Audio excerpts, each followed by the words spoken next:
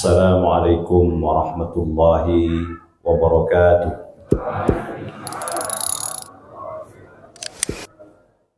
Bismillahirrahmanirrahim. Alhamdulillah. Alhamdulillahilladzi khalaqal mauta wal hayata liyabluwakum ayyukum ahsanu amalan. Asyhadu an la ilaha illallah wahdahu la syarikalah wal awwalina wal akhirin wa asyhadu anna Muhammadan abduhu wa rasuluh nabiyul akhyari wal mursalin wa ala alihi wa ashabihi wat tabi'in wa tabi'ut tabi'in wa li ummati rasulillahi ajma'in amma ba'd.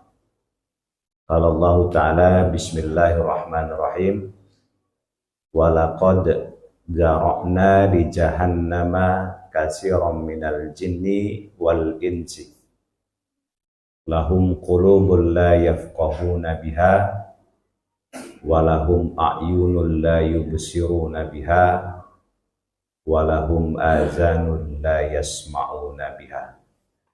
Rabbi shrah li sadri wa yassir li amri wahlul 'uqdatam min lisani yafqahu qawli.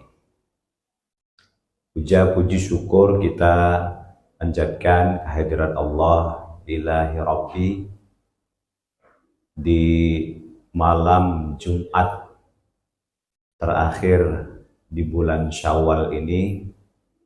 Kita masih diberinya berbagai macam kebaikan, kesempatan. Salah satu kebaikan yang Dia curahkan kepada kita adalah masih tertanamnya nikmat iman dan Islam di dalam hati kita, sehingga dengan kemudahan yang Dia berikan, malam ini kita bisa memenuhi shaf-shaf di Masjid Muhtadin ini dalam rangka mendirikan sholat maghrib berjamaah. Dilanjutkan dengan hadir di salah satu taman surga Allah di muka bumi ini, yaitu di majelis ilmu. Mudah-mudahan Allah sempurnakan pahala kita, kebaikan Allah sempurnakan kebaikan salah satu kebaikan yang kiranya pertemuan ini pertemuan dia adalah Allah ridhoi, masih sehingga hajat-hajat kita terpenuhi di dalam segala macam kejelekan yang ada di dalam diri kita dihapus dan diangkat oleh Allah Subhanahu wa Ta'ala.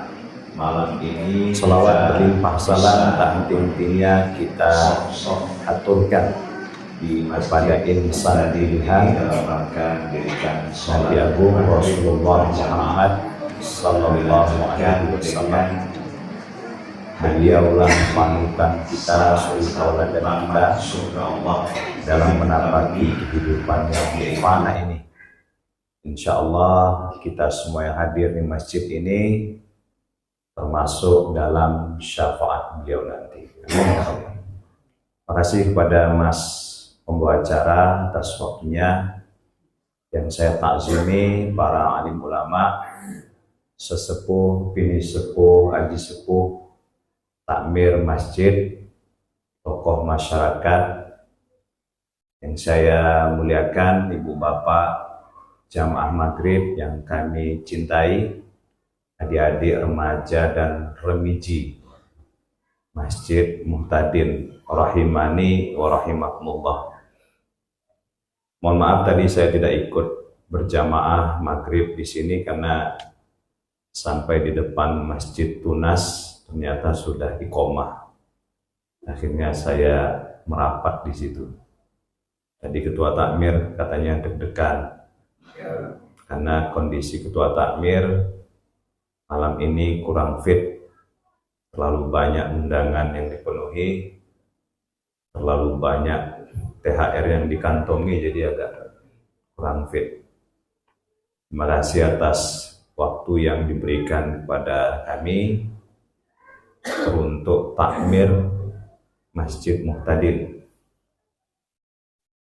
Masih dalam suasana Syawal yuk, meskipun sudah anggrion niku wonten istilah THR, turahan hari raya. Kue nastare tesih mboten Bu? Tesih Pak? Enten lah. Nek bakdo niku sing laris napa Pak? Kacang gitu. Pempek kaleng kongguan isine pengginang.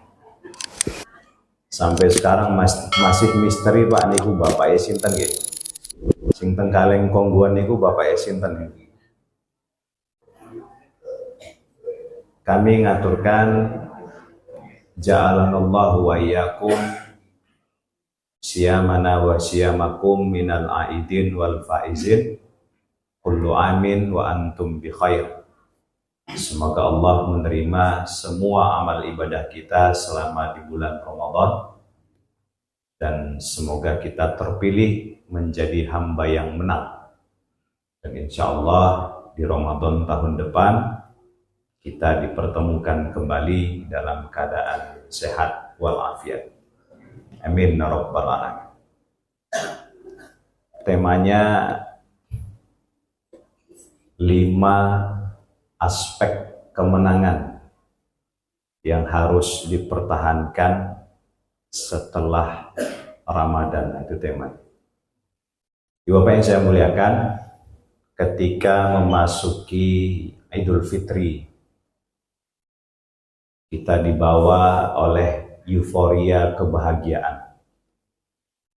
Orang menyimpulkan Idul Fitri itu sebagai bulan fitrah, kembali kepada kesucian. Namun banyak pula yang menjadikan Idul Fitri itu sebagai momentum untuk bersenang-senang. Coba perhatikan Pak, malam 1 Syawal niku Pak, masjid kembali pada setelan pabrik Pak. Gitu Bu, kembali sepi, hengang setelah Ramadan hengkang. Nah, ada kurang lebih 3 fenomena yang saya perhatikan terjadinya pengikisan Ramadan setelah Lebaran Pak. Pertama, banyak yang menganggap Ramadan itu sebagai penjara kehidupan. Jadi selama di bulan Ramadan itu Pak, dia seolah-olah dipenjara. Begitu selesai Ramadan, dia kembali kepada sifat dan tabiat aslinya. Mensewu jenengan tahu roh kula poso mboten Bu? Tahu Bu? Dereng nate nggih Pak. Kula ganti kulit niku tahu roh dereng Pak. Kula niku nek ganti kulit Bu, niku kedah poso. Minimal kirang langkung 15 hari Pak. Itu nek kula Pak, nek ibu-ibu pengen ganti kulit nggih, kedah skincare Pak. Awan ngangge krim siang, pagi krim pagi, malam krim malam, tengah malam yo ada macam-macam. Ular ketika dia hendak berganti kulit, dia harus puasa minimal dinten-dinten Bu 15. Dia tidak makan, tidak minum. Jadi kalau kita dekati ular itu saat dia berpuasa, dia akan diam. Paling-paling dia memberikan perlawanan, tidak sampai diserang dan sebagainya. Tapi setelah dia berganti kulit, maka dia akan tetap kembali kepada sifat aslinya sebagai seekor ular. Terus betul Bu? Ada 3 sifat ular nih Bu. Pertama, dia licik. Kemudian yang kedua, pendendam. Yang ketiga, mulutnya berbisa. Tengajengan niku manis, temburine jenengan, ngrasani jenengan. Nah niku kula. Tiange teko mboten? Mboten nggih. Ya, jadi itulah Pak. Banyak kita yang berpuasanya seperti ular Pak. Di bulan Ramadan itu hanya menahan lapar, haus dan sebagainya, tapi setelah Ramadan hengkang, kita kembali kepada sifat aslinya. Berbeda kalau kita melihat seekor ulat ketika dia berpuasa, kurang lebihnya 25 hari. Dari ulat yang tadinya memakan dedaunan dan ranting pepohonan, dia rusak itu daun. Kemudian dia berpuasa dari ular tadi yang menjijikkan, Pak, dia berubah menjadi kepompong. Dari kepompong tiba-tiba keluar sayapnya. Warnanya yang hijau berubah, kadang biru, kadang pelangi, kadang merah. Dan hebatnya Pak, setelah selesai puasa, dia bisa terbang. Dari yang tadinya memakan dedaunan dan ranting pepohonan, setelah menjadi seekor kupu-kupu yang indah, dia makan apa Bu? Madu Pak. Ya, makan sari pati daripada pepohonan, namanya benang sari yang akan diolah menjadi madu. Dan hebatnya lagi Pak, tidak sehelai daun pun yang dia rusak. Begitu dia hinggap di kelopak sari jantan, kalau lebah yang dihisap sari betina, kalau kupu-kupu yang dihisap sari jantan. Dihisapnya, kemudian dia hinggap ke bunga yang lain, terjadilah pembuahan. Itu ulat Pak, dari yang tadinya merusak, setelah berpuasa dia menjadi manfaat bagi sekitarnya. Hendaknya kita bisa mengambil hikmah daripada puasanya seekor ulat tadi. Jangan meniru puasanya Pak? Ulat, ya. Itu yang pertama Pak. Banyak yang menganggap dirinya itu dipenjara. Begitu masuk malam 1 Lebaran, bahagia dia. Bahagia, seperti orang yang divonis bebas setelah korupsi 300 triliun Pak, divonis bebas. Nah itu, seperti itulah dia. Nah, orang-orang seperti ini Pak, ternyata sudah ada di dalam orang-orang seperti ini sudah disindir oleh Quran di surah Al-A'raf ayat 179. Bismillahirrahmanirrahim. Walaqad zara'na li jahannama katsiran minal jinni wal insi. Telah kami isi neraka jahanam itu kebanyakan adalah jin dan manusia. Jadi isi neraka jahanam itu jin dan manusia. Turun. Iki wonten kebab Pak. Kebab nggih Pak nih. Masya Allah. Ya. Kebab palsu. Jadi kenapa kata Allah lahum qulubul la yafqahuna biha. Mereka diberikan hati akan tetapi enggan untuk mempelajari ayat-ayat tanda-tanda kebesaran Allah.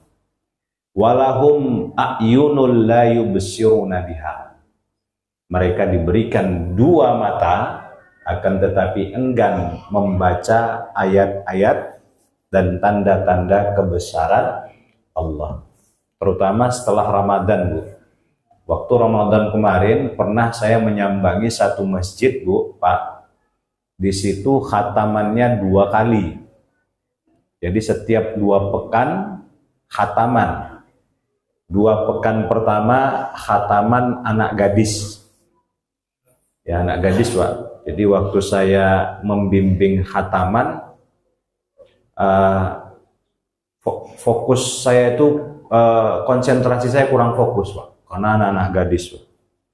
Ya, anak gadis yang baru kuliah itu, yang baru SMA, jadi kurang fokus, gagal fokus Pak. Kemudian pada pertemuan berikutnya baru emak-emak 2 kali Pak. Artinya dalam sehari membaca Al-Quran 2 juz. Saya yakin jamaah muhtadin ketika Ramadan ada mungkin yang membaca Al-Quran lebih dari 3 juz, saya yakin. Pertanyaannya, selepas Ramadan masihkah bertahan atau kalah dari pertandingan? Masih ada Bu yang membaca Quran sehari 1 juz? Masih ya? Bilangnya Pak, ngeri-ngeri sedap Pak, masih. Ya, ini yang terjadi Pak.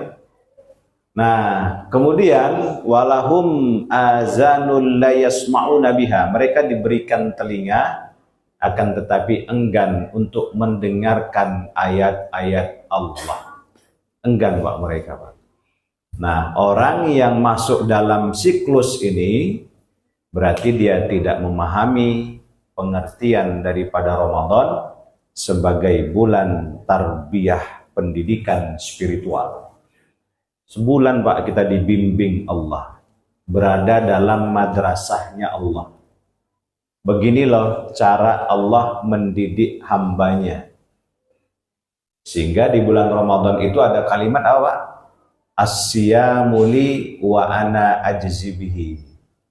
Puasa itu untukku karena dan aku sendiri yang akan membalas pahalanya. Apa maksud dari hadis ini Pak? Bukan berarti Allah butuh pahala kita enggak. Ternyata Pak, ternyata ada beberapa keutamaan puasa Pak. Jadi selepas Ramadan ini setidaknya kita jagalah puasa-puasa sunnah kita. Sudah komplit puasa sunnah Syawalnya Bu? Sampun ya Bu? Dah, alhamdulillah.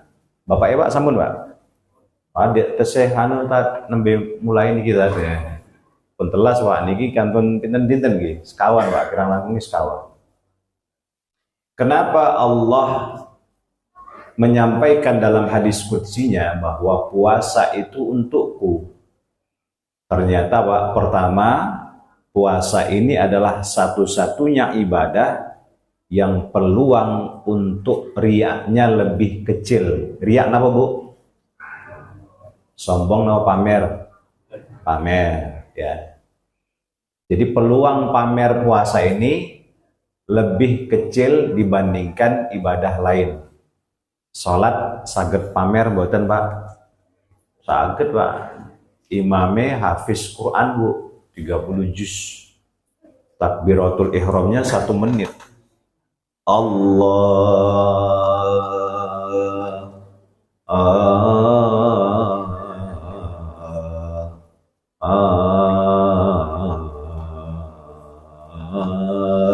Akbar. Ibu-ibu ini yang buri langsung ngendiko, baik mulai jam 12 gitu.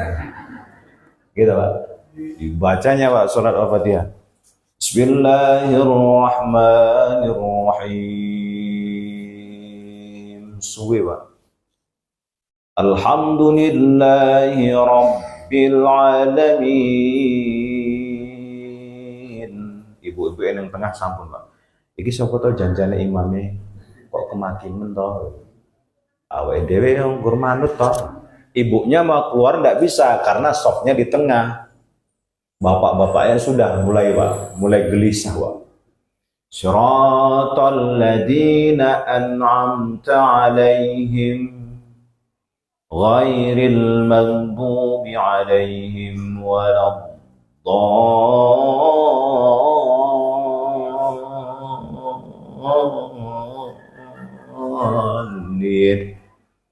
Begitu selesai amin, amin. Ngerti bacaan imamnya apa Bu? Bismillahirrahmanirrahim. Yasin. Waduh, ini Imam Ranbi otak gitu, langsung ya. Itu bisa. Akhirnya ibunya pindah masjid Pak. Wis sesok pindah masjid wae, rasane neng kene. Delalah pas pindah masjid, imamnya tugas nang mriku, Pak. Ketemu mulai, Pak. Ketemu lagi, Pak. Itu bisa, Pak. Jadi kalau kita sholat bisa kita pamerkan. Haji, Pak, gitu juga. Menjelang musim haji, ini musim haji nih. Ya kan? Di menjelang Zulqa'dah, nanti Zulqa'dah, Zulhijjah, 10 hari terakhir di bulan Syawal, 1 bulan penuh di bulan Zulqa'dah, 10 hari pertama di bulan Zulhijjah itu musim haji. Diundang, Pak, mangayu bagyo haji, makan-makan. Tahun depan diundang lagi, Pak, sampai tahun keempat, Pak. Akhirnya salah satu jamaah curiga, Pak. Pak nun sewu, Pak, jenengan kok dereng mangkat, Pak. Dia, Pak, kalau janjane, Pak, mangkat haji tahun 2035. Tapi ya kepinginan kula nggih tiap tahun tasakuran. Nah, itu nggih. Jadi setiap tahun dia undangan mangayu bagyo haji. Bisa dipamerkan, sedekah juga gitu. Nunggu jamaah datang baru dia cemplungkan itu yang 20.000 tadi. Nah, tapi kalau puasa, Pak, enggak bisa. Jadi puasa itu amalan yang peluang riaknya lebih kecil dibandingkan ibadah lainnya. Ya. Nah, itu yang pertama. Yang kedua, kita percepat, Pak. Isa jam pinten, Pak? Jam pinten Isa? Oh, Pak. Yang kedua, banyak orang yang beranggapan meraih kemenangan setelah Ramadan. Padahal selama Ramadan dia tidak pernah berjuang. Kemenangan hanya milik mereka yang berjuang, yang melakukan perjuangan. Pulanglah pasukan Badar. Pasukan perang Badar maksudnya. Dipimpin Rasulullah SAW. Menang menghadapi 1.300 kaum kafir Quraisy. Pada waktu itu pasukan Muslim, para sahabat radhiyallahu alaihim dengan pasukan yang mini dan senjata yang mini. Tapi atas izin Allah menang. Sampainya di depan pintu Ka'bah disambut. Tala'al badru alaina. Disambut. Kemarin saya waktu ngisi pengajian Syawalan, Pak, disambut juga, Pak. Tala'al badru alaina. Neng ngangge niku, Pak, ngangge elektron nih. Kalau penasaran, Pak, kising nyanyi sapa to? Kok apik men suarane merdu, Pak. Begitu saya lirik, Pak, ternyata biduan, Pak. Bajunya tank top, pakai rok di atas lutut, Pak. Apa kata panitia? Ustadz, monggo silahkan pinarak teng mriki nggih. Pas di depan saya dia nyanyi, Pak. Ya, alhamdulillah. Niku saya innalillah napa alhamdulillah, Bu? Innalillah. Akhirnya saya nunduk, Bu. Takut bahannya hilang. Batin kula engko ya berceramah wis. Deloken ya. Disambut, Pak. Nah, kembali kepada sahabat tadi, ketika sampai di pintu Ka'bah, salah seorang sahabat saking senangnya ini, apa kata beliau? Ja'alanallahu wa iyyakum minal aidin wal faizin. Sungguhnya Allah telah menjadikan kita dan kalian semua berhasil melewati peperangan dan pulang dengan membawa kemenangan. Lalu Nabi ngendikan apa, Pak? Peperangan kita yang barusan kita lewati itu baru perang kecil, namanya perang Sughra. Perang yang terbesar adalah perang melawan hawa nafsu. Jadi pemenang sejati di bulan Ramadan itu adalah mereka yang berhasil melawan, mengendalikan hawa nafsu di 11 bulan yang akan datang. Kita mampu melawan hawa nafsu di bulan Ramadan biasa, Pak, karena dilarang. Tapi ketika masuk bulan Syawal, wah inilah, disinilah bentuk kemenangan sejatinya. Mampu tidak kita melawan, mengendalikan hawa nafsu. Sebelum sholat id itu kan disunahkan makan juga. Di situ ada opor, ada terancam, ada pecel, Pak. Ada nasi liwet, dimakan semua. Akhirnya yang terjadi apa? Dia kekenyangan, gak jadi sholat, Pak. Nah ini, makanya yang berhasil menjadi pemenang di bulan Ramadan adalah mereka yang mampu melawan hawa nafsu di 11 bulan yang akan datang. Yang ketiga, banyak yang menjadikan Idul Fitri itu sebagai simbol segalanya serba baru. Baju baru, rumah catnya baru, kendaraan baru, istri, betul Pak? Istri baru, Pak. Baru nikah Pak maksudnya. Semua baru, tapi lupa dengan pakaian batinnya. Dalika walibasut taqwa dalika khair. Surah Al-A'raf ayat ke-26. Pakaian takwa itulah yang terbaik. Jadi semakin terjadinya peningkatan takwa pasca Ramadan, Pak. Bukan cuman apa-apa baru, tapi dia lupa untuk memperbarui ketakwaannya kepada Allah. Ini Pak, 3 fenomena yang terjadi selepas Ramadan. Ya. Nah, lalu bagaimana? Niku suara aja dereng, Pak. Dereng tuh, Pak. Dereng. Ada 5 aspek, ya. Ada 5 aspek yang harus kita menangkan setelah Ramadan. Pertama, apa yang disebut dengan aspek sosial. Sosial ya, aspek sosial. Solih individual, solih sosial. Aspek sosial, Pak. Salah satunya adalah bentuk keprihatinan kita kepada saudara-saudara kita yang ada di Gaza, Palestina. Ya, Pak. Bentuk keprihatinan kita kepada saudara kita yang ada di Gaza, Palestina. Tidak bisa kita bersedekah harta, minimal kita tidak memamerkan makanan kita di sosial media, Pak. Kecuali nek jenengan usaha catering, monggo Pak. Atau nggak ada warung makan, silahkan. Namanya memamerkan dagangan.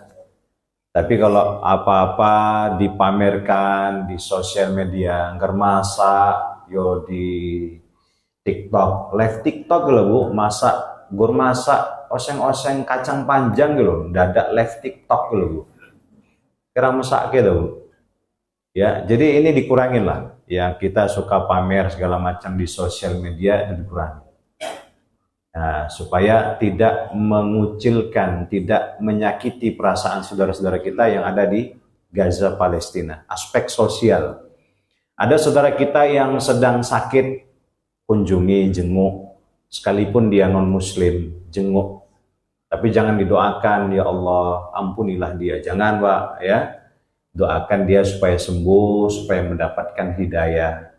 Bawa, kenapa nih, Bu?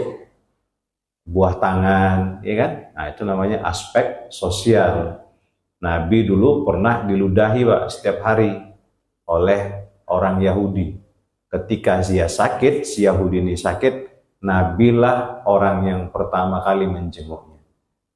Ya, sehingga menjadi wasilah orang Yahudi ini tadi beriman kepada Allah dan Rasulullah. Ini aspek sosial. Sebentar lagi Pak, Idul Kurban. Ya, Idul Kurban. Jadi ada 2 ibadah umat Islam itu yang dampaknya dirasakan oleh seluruh umat manusia. Tidak hanya umat Islam saja, tapi seluruh umat manusia. Pertama, Syawalan. Syawalan niku Pak, terdiri dari 3 huruf. Sa, wa, lan. Sanya sambutan. Berikut sambutan dari ketua panitia. Barwi, berikut sambutan dari ketua RT. Barwi apa Bu? Sambutan kepala duko. Sambutan ketua takmir masjid. Nanti begitu setengah 12 baru. Berikutnya hikmah sawalan. Yang lain sudah tidur Pak. Nah, itu sambutan. Ya, sambutan. Wanya wedangan. Saya diundang Syawalan siang Pak, nun sewu pagi jam 10. Waktu itu saya sedang puasa Pak, sedang puasa Syawal. Istri saya nanya, Bi, nanti kira-kira puasanya diteruskan atau dibatalkan? Apa jawab saya Pak? Tergantung menunya. Gitu. Begitu saya duduk Pak, duduk saya disambut oleh tuan rumah, datanglah wedangan, wedang kuot, wedang ronde, kemudian sirup kurnia, es krim, sama satu lagi ada es coklat Pak. Es coklat isinya koktail, disuguhkan 5 menu sekaligus. Bayangkan Pak, kalau saya tidak batalkan puasa saya mau bajir buatan Pak. Setelah itu Bu, datang 5 menu makanan. Ya, pertama empek-empek Pak. Kedua, soto babat. Kemudian bakso, itu baksonya gede-gede, isi 3. Ya, kemudian ada lagi apa lagi? Pecel Pak, pecel itu semua. 5 menu Pak. Akhirnya saya pun istikharah dalam hati. Poso batal ini. Karena masih jam 10 Bu. Yang terjadi akhirnya apa? Batal Bu. Nek jam 5 ya eman-eman Bu. Akhirnya saya batalkan. Tapi waktu itu masih awal-awal Syawal. Belum di akhir. Nah, itu ya. Jadi Syawalan, wa sa sambutan, wa wedangan, lan salam-salaman. Isi Syawalan namun 3 nih, sambutan, wedangan, salam-salam. Ya, waktu salaman itu kan urut ya. Yang orang tua saya salamnya gini. Ada anak gadis ngulurkan tangannya Pak. Wah iki dah. Rezeki nomplok. Tapi saya enggak mau. Saya tetap menjaga marwah dia, tetap salam seperti Amitabh Bachchan. Namaste. Namaste. Ya, jadi Syawalan bahasa Arabnya syakara, bersyukur. Wakara, tenang. Orang ketika masuk satu lebaran itu hatinya cenderung tenang Pak. Mula nek jenengan gak ada hutang Pak, itu minta lunasi di malam 1 Syawalan. Sambil nangis Pak jenengan. Pak, pripun Pak hutang kula Pak? Ampun. Nangis. Ampun piye Pak, sesok. Nah, ibu-ibu gitu juga sambil nangis. Sambil nangis. Yu, nah iki onten Bu Sarjina mboten? Enten. Sarjina? Bu Parjilah wonten mboten? Parjilah. Niki Bu Parjilah kepanggih kali Bu Ati. Bu Parjilah, kula nyuwun pangapunten nggih Bu. Kathah klinta-klintu kula. Bu Ati ngendika, kula nggih ngoten niku Bu, jenenge tetangga nggih. Kathah klinta-klintu. Bu Parjilah Bu, nun sewu Bu. Kula nek jujur angsal mboten Bu. Ngapa Bu? Janjane Bu sing sering ngrasani jenengan teng PKK niku nggih kula Bu. Jenengan ngrasani napa Bu? Jenengan niku nek diajak urunan angel, nek diajak maam paling cepat. Nah, ini ya itu jadi kecenderungan hati di bulan Syawal itu lebih tenang. La, sya, wa, la. La-nya apa Pak? Lahmun, daging. Mula nek Syawalan niku pasti makan daging Pak, minimal daging ayam. Ya. Jadi itu yang pertama, aspek sosial. Ini Syawalan. Yang kedua, amal ibadah umat Islam yang dampaknya dirasakan oleh seluruh umat manusia itu Idul Kurban, terutama ketika pentasarufan daging kurban. Pentasarufan daging kurban yang dapatkan semua Pak. Bukan cuma umat Islam saja, tapi semua yang bertetangga dengan masjid. Laras bukan? Iya Pak. Ini sebagai syiar. Makanya kurban itu boleh di-share, boleh ditampakkan di media sosial sebagai syiar. Tapi kalau dia sedekah, ini sebaiknya disembunyikan. Kalau mau ditampakkan boleh, tapi sebaiknya disembunyikan. Nah, itu yang pertama, aspek sosial. Yang kedua, aspek spiritual. Jadikan Lebaran ini sebagai awal penghambaan diri kita kepada Allah. Awal puncak penghambaan diri kita kepada Allah. Bukan melemah Pak, tapi justru puncaknya di sini. 11 bulan yang akan datang inilah akan terbukti puasa kita itu diterima Allah ngapa mboten Pak? Itu 11 bulan nanti Pak. Ini sudah masuk bulan, sebentar lagi bulan Zulqa'dah. 10 bulan yang akan datang, kalau kita semakin taat Pak, nah, ini bisa jadi puasa kita di bulan Ramadan itu dengan segala macam aktivitas ibadahnya diterima Allah. Tapi kalau sebaliknya, biasanya kita di bulan Ramadan itu bangun jam 2, kemudian tahajud, ya kan? Setelah Ramadan kita bangunnya jam 4 kurang 10, ya kan? Kemudian sholat subuhnya begitu datang, imamnya sudah rakaat kedua. Ini perlu dipertanyakan, apakah puasa kita diterima atau tidak? Perlu dipertanyakan. Makanya kita introspeksi diri. Minta terus selama 6 bulan ini Pak, doa terus sama Allah.